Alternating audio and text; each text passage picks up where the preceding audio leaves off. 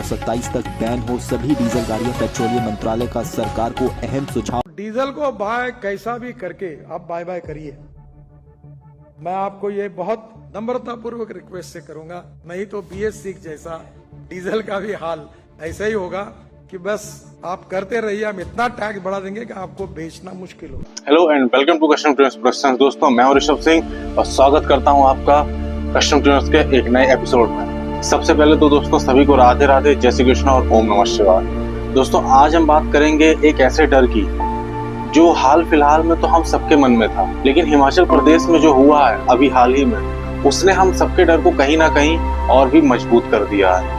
दोस्तों, भारत सरकार ने प्रदूषण कम करने वाली अपनी इस कोशिश को और बढ़ाते हुए ये फैसला लिया है कि धीरे धीरे भारत सरकार रोड से हर डीजल गाड़ियों को हटा देगी। और हाल ही में दोस्तों हिमाचल प्रदेश की सरकार ने भी स्क्रैपेज पॉलिसी के इस फेरिस्त को ज्वाइन किया है। और यहाँ दोस्तों बात सिर्फ डीजल कार की नहीं है। अब हिमाचल प्रदेश में इस स्क्रैपेज पॉलिसी के लॉन्च होने के बाद से हिमाचल प्रदेश में 15 साल पुरानी पेट्रोल कारें और 10 साल पुरानी डीजल कारें बंद हो जाएंगी, उन्हें स्क्रैप करना अनिवार्य हो जाएगा। और इस पर्टिकुलर टाइम में इस रूल की वजह से डीजल कार्स का जो लाइफ स्पैन था वो बहुत ही ज्यादा खतरनाक तरीके से घटता चला जा रहा है। और अब आपके और हम सबके सामने सबसे बड़ा सवाल ये है कि क्या भारत में डीजल कार लेना कहाँ तक सही है। तो दिल्ली NCR की तरह हिमाचल प्रदेश की गवर्नमेंट ने भी 12 स्क्रैपेज सेंटर खोलने का प्लान बनाया है। मतलब हर जिले में एक स्क्रैपेज सेंटर रहेगा जहाँ पे जाके जिसको भी अपनी कार स्क्रैप करनी हो वो स्क्रैप करवा सकता है। और अगर कोई हमारे भाई व्यूअर्स जो कि हिमाचल प्रदेश से इस वीडियो को देख रहे हो तो आप ये मत समझिएगा कि आपके पास बहुत सारा टाइम है, क्योंकि आने वाले यही 2024 का जो अक्टूबर जो नेक्स्ट मंथ आ रहा है, अक्टूबर से इसे हर स्क्रैपेज सेंटर्स खोलने शुरू भी कर दिए जाएंगे। और वहाँ की जो ट्रांसपोर्ट डिपार्टमेंट है उसने इस फैसले का बहुत जोर शोर से स्वागत किया है, क्योंकि गवर्नमेंट के हिसाब से दोस्तों गवर्नमेंट को ये लगता है कि वो 15 साल पुरानी या 10 साल पुरानी गाड़ियों को हटा के वो पर्यावरण को बचा लेगी, एनवायरनमेंट को बचा लेगी। लेकिन यहाँ मैं आप सबसे ये सवाल पूछना चाहता हूँ कि आप सब बताइए कि क्या पॉल्यूशन सिर्फ कारें करती हैं या बाइक्स करती हैं?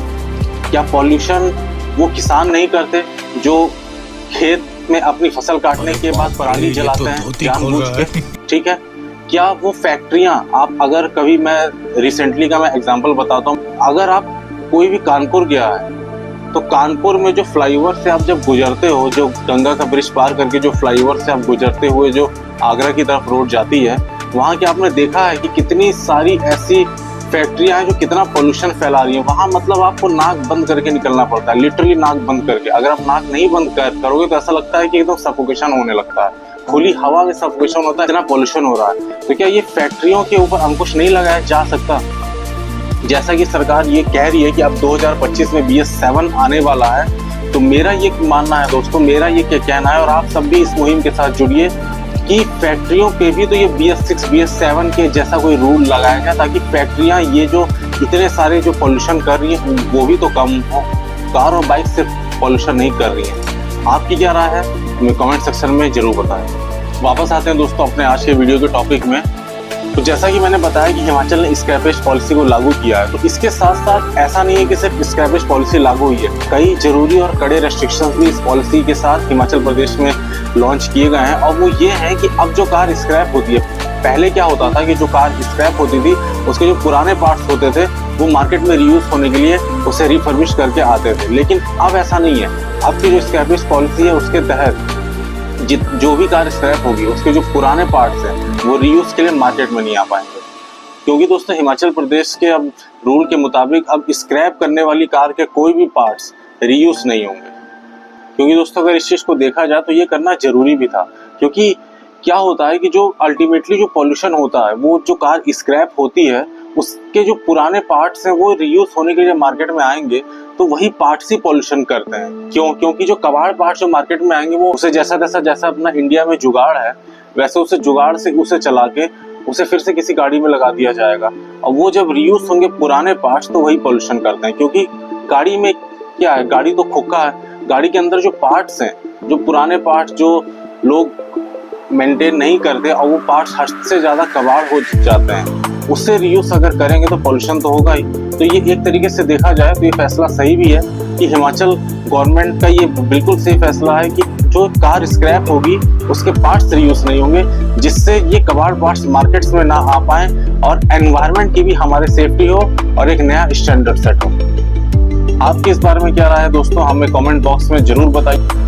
और दोस्तों जहां तक बात करें हम ये स्क्रैपेज पॉलिसी का, जो एक आंदोलन सा शुरू हुआ है ना कार को स्क्रैप करने का, ये सिर्फ हिमाचल प्रदेश और दिल्ली एनसीआर तक ही सीमित नहीं है। लगभग इंडिया की हर स्टेट गवर्नमेंट्स इसे लागू करती जा रही है। नितिन गडकरी जी ने ये मैंडेटरी कर दिया है कि गवर्नमेंट ओन जितनी भी सरकारी गाड़ियां जो 15 साल से पुरानी हैं उनको स्क्रैप कर दिया जाए।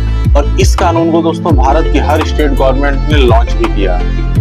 और ये जो दोस्तों इसे पूरे भारत में जो इस अभियान को चलाया जा रहा है स्क्रैपेज पॉलिसी के, ये उस गवर्नमेंट की स्क्रैपेज पॉलिसी 2021 के अकॉर्डिंग ही चलाया जा रहा है, जो 2021 में ये स्क्रैपेज पॉलिसी आई थी, जिससे कि दोस्तों पुरानी गाड़ियों को रोड से हटाकर उनकी जगह में एनवायरमेंट एफिशिएंट मॉडल्स रोड पे उतारे जाएं। इस रूल ने दोस्तों जितने भी डीजल कार्स के ओनर थे और जो डीजल कार लेने वाले थे उन्हें बहुत हद तक इफेक्ट किया है इस फैसले ने। दोस्तों नितिन गडकरी जी ने ये साफ कर दिया है कि 2027 तक जो भी कंपनियां डीजल कार्स बना रही हैं वो उसे बनाना बंद कर क्योंकि दोस्तों नितिन गडकरी जी ने अपने एक इंटरव्यू में बहुत साफ ये मेंशन कर दिया था, ये एडवाइस दे दी थी हर मैन्युफैक्चरर्स को भी और साथ ही साथ कस्टमर्स को भी कि ना ही कोई डीजल गाड़ी 2027 तक अब बनाना बंद कर दें और लेना बंद कर दें। अगर बनाएंगे और लेंगे तो उस पे सरकार, नितिन गडकरी जी ने साफ कहा था कि सरकार इतना टैक्स लगा देगी, इतना हैवी टैक्स लगा देगी कि उस गाड़ी को खरीदना नामुमकिन सा हो जाएगा और एक सपना बन के रह जाएगा। और अगर दोस्तों हम बात करें सिर्फ दिल्ली एनसीआर की, तो दिल्ली एनसीआर में डीजल कार का जो लाइफ स्पैन है वो घटकर 10 साल रह गया है एज कम्पेयर टू हम पेट्रोल कार की बात करें जो कि 15 साल है। कि आप 15 साल तक दिल्ली एनसीआर कार को चला सकते हो जिसके लिए आप रोड टैक्स पे करते हो। और जैसे दोस्तों हर स्टेट गवर्नमेंट इस चीज को लागू करती जाएगी, अभी तो दिल्ली एनसीआर और हिमाचल तक सीमित है, जैसे जैसे और भी स्टेट गवर्नमेंट्स इसे लागू करती जाएंगी स्ट्रिक्टली अपने स्टेट्स में, वैसे वैसे डीजल कार का लाइफ स्पैन पूरे इंडिया में सिर्फ 10 साल रह जाए। तो देखा जाए तो एक अनफेयर का एक सिनेरियो है। सिनेरियो क्यों है? क्योंकि अगर मैं आपको टेक्निकल टर्म्स में बताऊं तो टेक्निकल टर्म ये है दोस्तों कि जब आप एक कार लेते हो, उसका रजिस्ट्रेशन करवाते हो, तो वो जो रजिस्ट्रेशन होता है वो आप 15 साल का रोड टैक्स आप टैक्स ट्रांसपोर्ट डिपार्टमेंट को पे करते हो, गवर्नमेंट को पे करते हो। और अगर ये रूल अगर हर स्टेट गवर्नमेंट लॉन्च कर रही है और जहां हो भी चुका है, तो ये उनके लिए एक जागती के बराबर है कि आप ले तो रहे हो 15 साल का रोड टैक्स और बाकी जितने भी ट्रांसपोर्ट के टैक्स होते हैं ट्रांसपोर्ट डिपार्टमेंट के, लेकिन आपने डीजल कार को 10 साल तक ही चलाने की परमिशन दी है। 10 साल बाद उन्हें वो डीजल कार स्क्रैप करवानी पड़ेगी। तो ये कहाँ का दोस्तों फेयर डिसीजन हुआ कि जो बंदा 15 साल का टैक्स दे रहा है, रोड टैक्स पे कर रहा है, उसे आप जबरन 10 साल में ही उसकी गाड़ी स्क्रैप करवा रहे हो। आपकी क्या राय इस बारे में कमेंट्स में जरूर से जरूर बताएं दोस्तों। हम हर कमेंट्स का रिप्लाई करते हैं और जो सबसे पहले रिप्लाई करेगा हम उससे कमेंट को पिन भी करेंगे और लाइक भी करेंगे, शेयर भी करेंगे। अब बात कर लेते हैं दोस्तों कि इकोनॉमिकली क्या इम्पैक्ट पड़ेगा। जो डीजल कार बैन का जो ये गवर्नमेंट ने बोल दिया है, नितिन गडकरी जी ने बोल दिया है, इकोनॉमिकली अर्थव्यवस्था पे इसका क्या इम्पैक्ट पड़ेगा उस बारे में आइए बात करते हैं। दोस्तों ये जो 10 साल का जो सरकार ने डीजल कार पे जो लिमिटेड लाइफ स्पैन कर दिया है, इसके चलते शॉर्ट टर्म में तो नहीं लेकिन लॉन्ग टर्म में इकोनॉमिकली बहुत बड़ा इम्पैक्ट पड़ने वाला है। ज्यादातर जो डीजल ओनर्स है दोस्तों, जिन्हें बेनिफिट मिलता था फ्यूल कॉस्ट एफिशिएंसी में, बेटर माइलेज मिलती थी जो डीजल कारों से, उन्हें अब हाईयर कॉस्ट फेस करना पड़ेगा। इसके चलते ये जो शॉर्ट लाइफ स्पैन कर दिया गया है डीजल कार्स का। और दूसरा दोस्तों इकोनॉमिक इम्पैक्ट ये पड़ेगा कि जो डीजल कार जो लोग खरीदते थे उसमें ज्यादा हद तक खतरनाक तरीके से गिरावट आएगी और जिनके पास डीजल कार्स होंगी उन्हें मेंटेन करने का खर्चा भी बहुत ज्यादा पड़ेगा। एग्जाम्पल के तौर पर मैं बता दूं कि अगर आपके मन में डाउट आ रहा है कि मेंटेनेंस में कैसे खर्चा ज्यादा पड़ेगा, तो बाकी चीज तो आप छोड़ दीजिए। मैं एक सिंपल सी बात बताता हूँ आपको कि जहाँ पे पहले आप 600 रुपए में अपना जो 15 साल पुरानी आपकी मान लीजिए डीजल कार है, आप उसका री रजिस्ट्रेशन करवाना चाहते हैं 5 साल के लिए और एक्सटेंड करवाना चाहते हैं, उसे रखना चाहते हैं, आप एक कार एंथुसियास्ट है, कार से अपने बहुत प्यार करते हैं आप, ठीक है, तो उसको आपको रजिस्ट्रेशन करवाने के लिए पहले 600 रुपये फीस देनी पड़ती थी। मैं ये मध्य प्रदेश का मैं फीस का डेटा बता रहा हूँ जो इंक्रीज हुआ है, स्टेट वाइज अलग अलग हो सकता है, ठीक है। तो पहले 600 रुपए देना पड़ता था मध्य प्रदेश के ट्रांसपोर्ट डिपार्टमेंट को री रजिस्ट्रेशन का, लेकिन वहीं पे अब 15 साल पुरानी जो गाड़ियां हैं उन्हें 5,000 रुपए री रजिस्ट्रेशन का देना पड़ रहा है, और बाकी के चार्जेस, फिटनेस के चार्जेस, बाकी चार्जेस सब अलग है। ठीक है, तो ये गवर्नमेंट ने लॉन्च कर ही दिया है दोस्तों, और ये सरासर जाती है डीजल ओनर्स के साथ।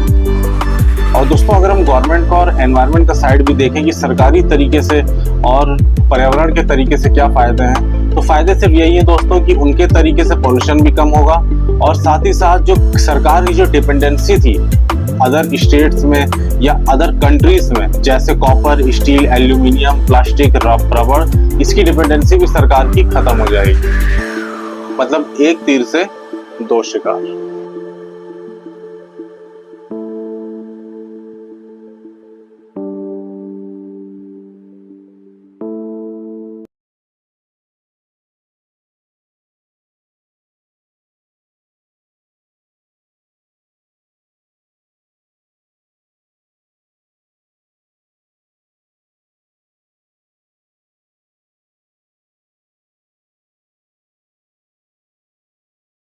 पेट्रोल